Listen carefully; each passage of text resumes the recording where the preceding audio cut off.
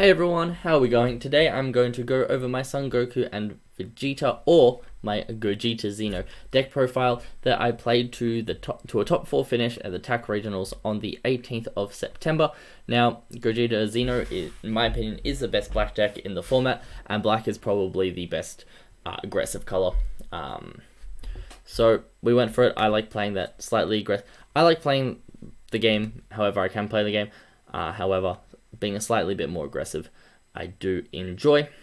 Now, for those of you who do not know what the Gogeta Xeno leader does, you've been living a bit under a rock, but I will quickly go over it. So the first order is when you play a battle card using Unifusion, you get to draw 1 card.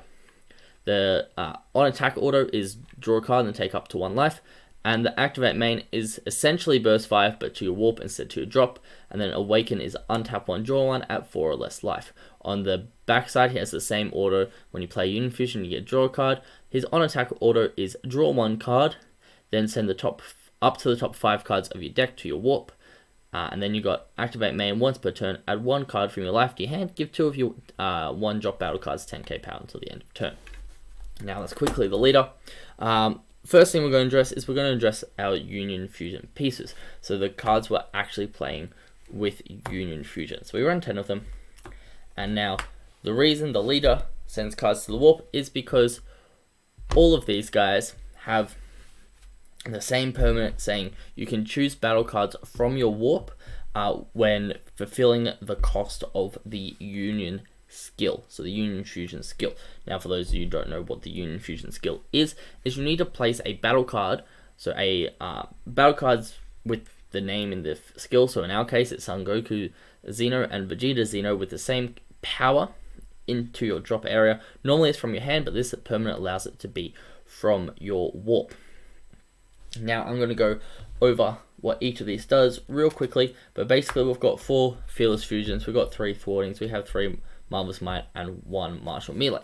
Now, Gogeta Fearless Fusion, he is a 16k blocker that on play warps 1 of your opponent's battle cards with an energy cost of 4 or less, ignoring barrier. The reason we chose Fearless Fusion to be the 4 of is I very much like removing my opponent's board. I think having a better board state leads to a better chance of winning. So I like personally to run as many Fearless Fusions or as many ways to warp my opponent's battle cards as I possibly can. So that's why Fearless Fusion is at 4. Now the ultimate spice card in the format right now is this SS3 Gogeta Thwarting the Dark Empire. Now if you're in any of the Hell pages or just even the main group, main Facebook page group, you'll know what I'm talking about in terms of the spice. Anyway, one of the other reasons I'm running this, I ran this deck was because it ran Thwarting the best out of basically any deck in the format. So his order, when he swings, he warps 1 of your opponent's battle cards. As I just said, I like remove my opponent's field. And he's also a double strike, and for 1 energy, that draws your card because your leader. This card is absolutely insane in the deck. Now he does have Unique, which is the only reason he's not at 4, and the only reason he's not banned. Moving on to Marvelous Might. Marvelous Might is a 20k barrier. So if you're up against Frieza Charismatic Villain, for example, and you just want something a bit safer to play, this is your go-to option. Anyway, when you play him, he draws a card from the leader skill, but he's got barrier. He's got activate main. For 1 black energy, you can bottom deck this to play a Goku and a Vegeta with the energy cost of 1 from your drop or your warp. So basically, instead of just paying 2 energies to play 1 drop Goku and 1 drop Vegeta from your hand, you can play this from your hand, draw a card from your leader, and then bottom deck him to play 2 from the drop. So you have the same hand size as you started before instead of -2 in the hand size, and you just got another 20k swing off. So great card. Very does a great job at facilitating the 1 drops. Not too much else to say. And then finally we have this SS3 Gogeta Martial Melee. He is a 25k double strike. He does cost 3 to play. The rest of these Union Fusions cost 1 black. He costs 3 anything. But he has an activate main where you can place a Goku Xeno and a Vegeta Xeno from your warp into your drop. If you do, you give him, he restands. So he's essentially dual attack, except it is an activate main, unfortunately, which means if yellow Vegeta final flashes you, he won't be able to restand. But anyway, the only reason we want him is to play him off the Pycon Unison, and he's a boss monster to play off the Pycon Unison, so the -3 has a lot of effect rather than just a little amount of impact. We can't just play another thwarting because we'll normally have thwarting on the board anyway. But that is all our cards that Union Fuse. Now we've got to talk about the pieces that we Union Fuse with. Now, when we're looking at the Gokus, we got 4 Goku True Fighting Spirit, 4 Son Goku Catastrophic Premonition, 4 Vegeta True Fighting Spirit, 4 Vegeta Super Combos, and 1 Vegeta Catastrophic Premonition. Now logically, because we need each of the pieces the same, it makes sense to run the same amount of each. So we've got 8 Gokus, and we've got 9 Vegetas. Now the reason there is more Vegetas is because if you're seeing these, most of the time you're putting them back because you want them in the warp. If you're seeing these, most of the time you're putting them back, putting them in the warp. If you're seeing this, most of the time you're putting it back, putting it in the warp. If you're seeing this, you're holding on to these.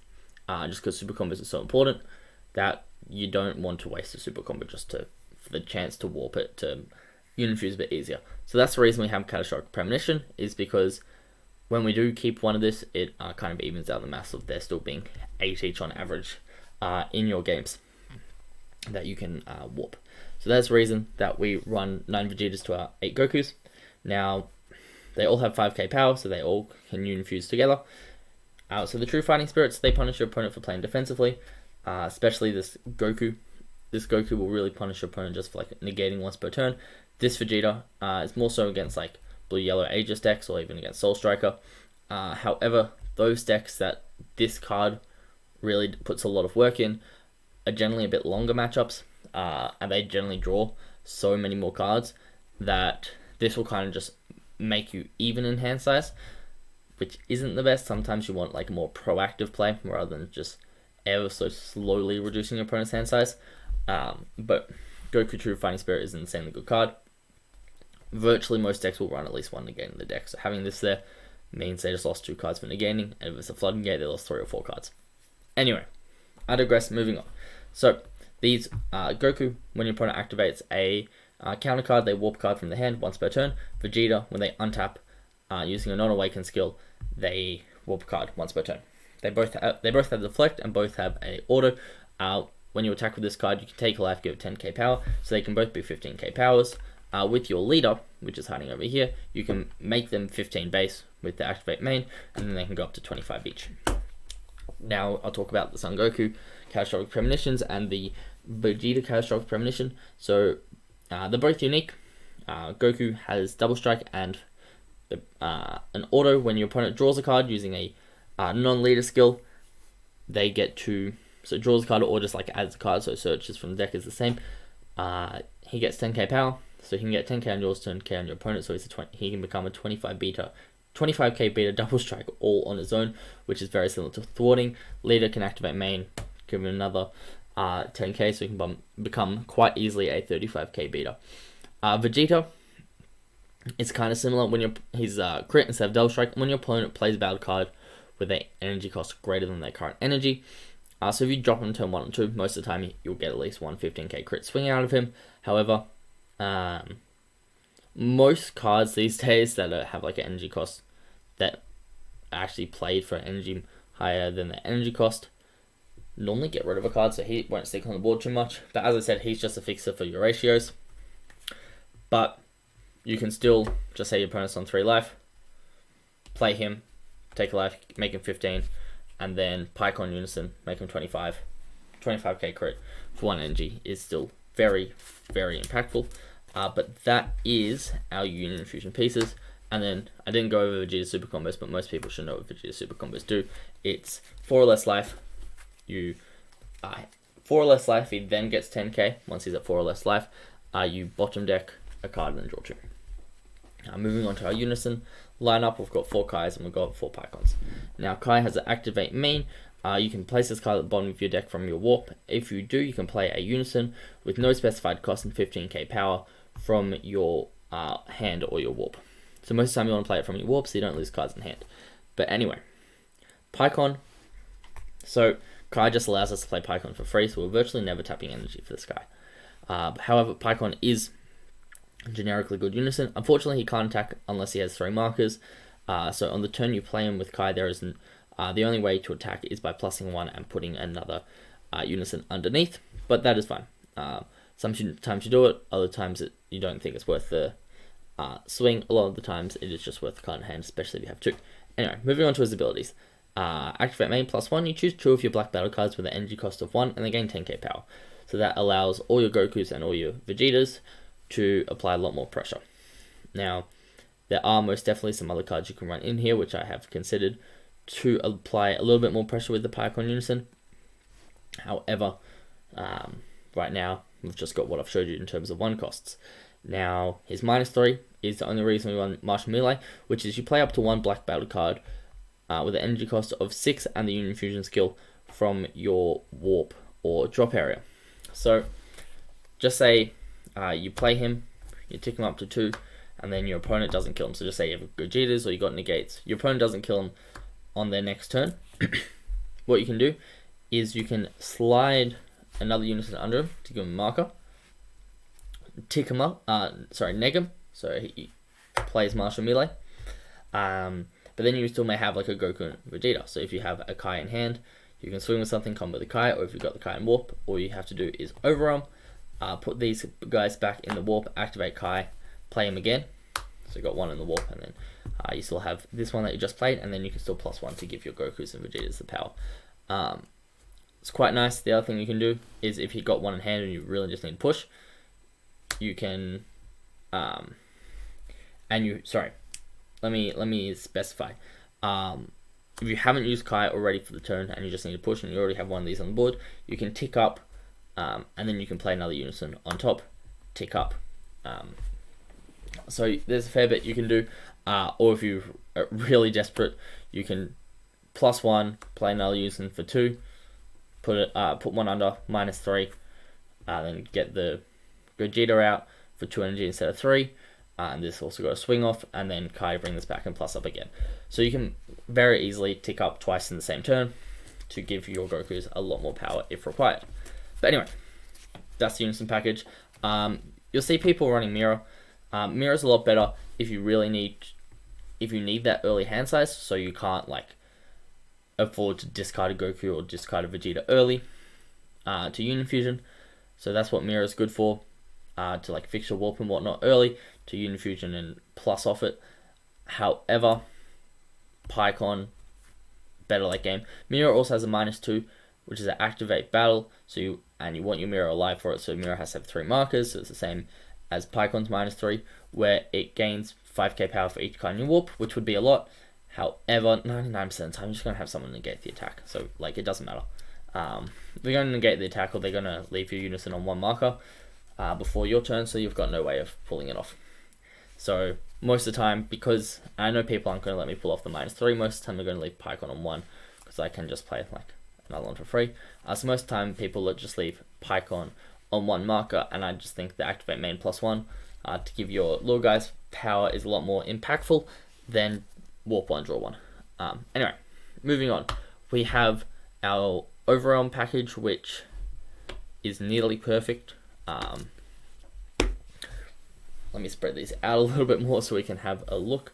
We have some of the MVPs of the deck are all the overarm cards. So we'll start off with SS4 Son Goku Beyond All Limits. Overarm 6, if your leader is black when this card is played using overarm, add up to 1 black card with the energy cost between 3 and 7. 1 black battle card with the energy cost 3 and 7 to your hand. So this will get back any of your Unifusion pieces, any of your cards that have Unifusion. So you can get back Warning if you need, you can get back Fearless Fusion, get back Marvelous Might, whichever one you need in a certain scenario. So this basically gets back anything you need, which is really, really good. That's why we run him at 3. The next one we run at 3 is Unrelenting Assault Trunks. This one you could very easily run at 4, and I'm very close to taking out a Goku for a 4th one of these. Overarm 3, which is important because a lot of time you won't fill your drop up to 6 very easily. You'll have to combo stuff to get to 6. So overarm 3, that's it. He's doesn't have any on-play autos, but he does have a very nifty auto. It's not an on-play one, but when this card is sent to the warp from your battle area or your deck, you add it to your hand instead. So if you're activating main with your leader and you send this guy to your warp, you get to put him in your hand instead. So if you warp him, you still have that overwhelm target, which is why he is so insane. I won one of my games because I legitimately needed to overwhelm to have Union Fusion pieces in my warp. Yeah, so I either need to overwhelm or I needed to play Pike on Unison, so I give my Goku's power to win that turn. When I activate main, I saw this, and this allowed me to overwhelm, putting the Pike on Unison from my drop into my warp, and it was just insane. So this is one of the best cards in the deck. I would very much consider running it at 4. My list was a bit full. Did not know what to take out, so I ran it at 3. But I would definitely consider running it at 4. And then the card that won me my last round in the tournament, and because of that, I got biased towards it. Another MVP, because it actually got me that top 4. Without this, I would not have won. Overwhelm 6. Now, first one, when this card is played using Overwhelm, your opponent can only attack with battle cards once during their next turn. Then auto, when this card is played, you can't play copies of this card during your next turn. So we've got 2 autos. The second auto is basically so you can't chain these. The first auto is insane. When this card is played using Overwhelm, your opponent can only attack with battle cards once during their next turn. So I used this in the mirror. I went first. I was on 3 energy, and I went cool. Overwhelm, so on their turn going to 3 energy. I was on 4 life. I went cool. Overwhelm with this. You don't have Unison play. I know you're not going to be able to take the Unison up. You're going to have thwarting. You're going to have leader swing, but that's it. So I did that, as well as have a kind of game in hand, so I could negate one of the attacks, and they essentially didn't do anything that next turn. And quite similar to Mecha Freezer, your life is very much a resource in this deck. So if you're on 1 life, you can't do as much as if you're on 2 or 3 life. So being able to do this on 4 and essentially stay on 4, you're in such a good spot. So yeah, that is quite important with that one. So definitely, especially in best of 1, make sure you run this. And then in best of 3, if you don't want to main it, make sure you side it. It will win you games. And finally, moving on to my negates and all my other fun stuff. Alright, 3 Kais, 1 Power Burst, 1 Petrification. Let me spread it out like this. And then 2 Super Kamehamehas. Now, let me go over all these. So, first of all, we'll start off with the Kai Negate. Kai Negate is one of the best black negates in the format. It can stop 2 attacks. So, you negate the attack, and then you choose one of your opponent. When it's played, it's got an on-play auto. When this card is played using its counter skill, you choose one of your opponent's battle cards and send it to its owner's warp, and then it gets played again at the end of the turn with skills negated, so it doesn't get any on-play autos. But what's so good about this is you're almost always going to have thwarting on the field, so you can do this, pop something, and then use thwarting to warp it for good. So very, very good card. Only costs 1 energy, because if you or your opponent have 3 more cards in the warp, you get to activate its counter skill. It has a cost of 1 in your hand instead of a cost of 3. Next, moving on to the other negates, we had 1 Power Burst and we had 1 Petrification. This 1 Petrification was very greedy, although it did pay off against just a Reboot Marseille matchup. But Power Burst is just a generically good negate. It can get back True Fighting Spirits, whatever pesky 1 cost you need.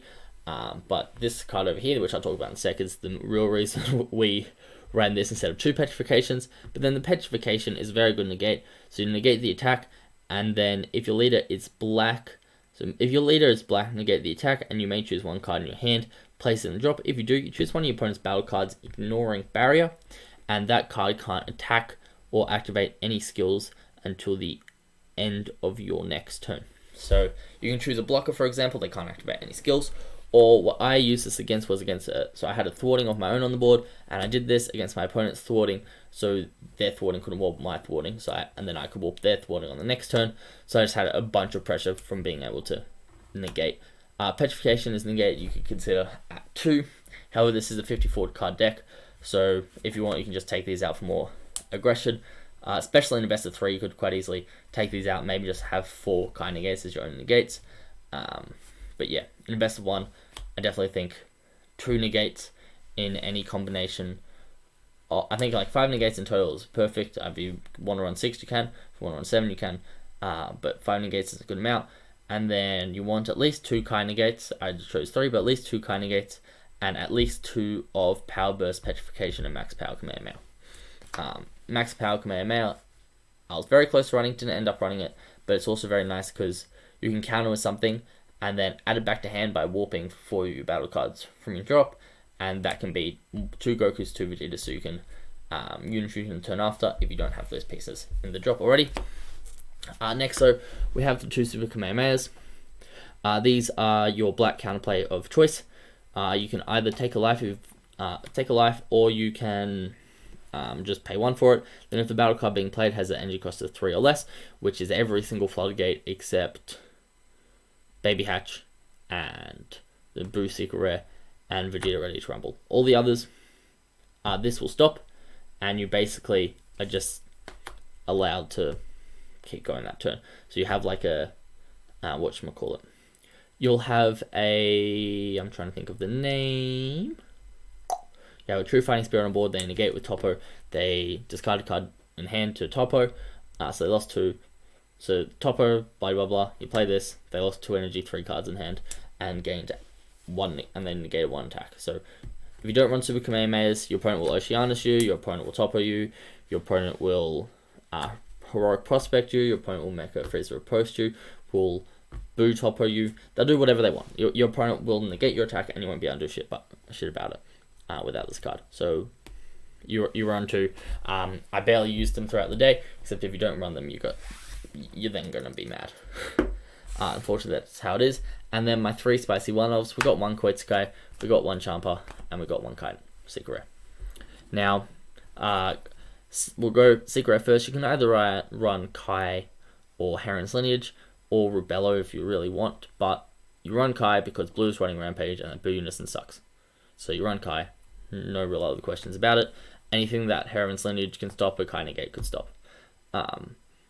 Yes, they can't just like combo into a attack on, like if they attack and combo into it and your Heron's Lineage, like yes, but a Kai Negate will stop 2 attacks instead of 1, so Kai Negate's just better. And then you've got Champa. I don't have to explain Champa. I don't want to explain Champa. Just give something double strike. Insane. And then we've got the 1 Koitsukai. Now, this was a very controversial card in my deck list. If it gets warped, you're never going to see it. It's not like a burst leader that it goes to the drop and you're like, yay, Koitsukai, my job. You get rid of it and you never see it again. It's 1 energy and you don't get too much for it.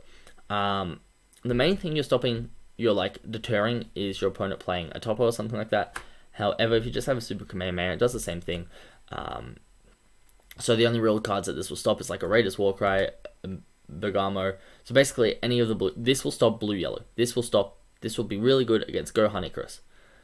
And then, so you want to play it like on your turn that you're pressuring them or something, so they can't Aegis, they can't Bardock. But they still just have so much defense that they can just like wait a turn. I don't know. I don't 100% know how I feel about this card in this deck. And like most other metas and most other decks, I love this card, but in this deck, I just don't think it's worth it. Especially because if you warp it, you have to Power Burst it back to hand, in which case they know it's in hand. And then you have to like combo it away. So I'm not 100% sure how I feel about this card. I think you could quite easily take Koitsukai out, go down to, and then take Power Burst out. You would go down to 52 cards. If you take these 2 out, you can I'd put in like another Petrification or Max Power Kamehameha. And then I would put in your 4th Unrelenting Assault Trunks. But that's it from me. This has been like a 25-minute video. It's a bit longer than I would have liked it, but I hope you guys enjoyed the IRL deck profile instead of just everything being via PowerPoint. Let me know what you prefer, whether it's the IRL one, whether it's the PowerPoint one, or whether you just don't like me. But thank you very much, guys, for watching. If you got to this point, just want to say thank you. Let me know in the comments what you want me to do. Please hit that like, subscribe. Really, like right now, doesn't really do much, but it is just a nice positive reinforcement for me that you guys are liking my content and for me to keep working on it to improve it, because I do just want to entertain you guys and give you guys educational videos. If there's something more educational you want in terms of the game, let me know. I've been trying to work on a more statistic-based approach to my deck list, so if you want me to go through that with you guys, more than happy to.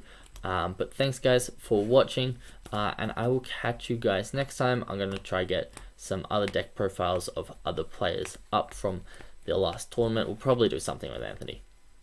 We'll see. Anthony's been on a lot. We'll probably do something fun with Anthony after he tops the game with SS4. But anyway, I'll catch you guys later. Have a good one. See ya.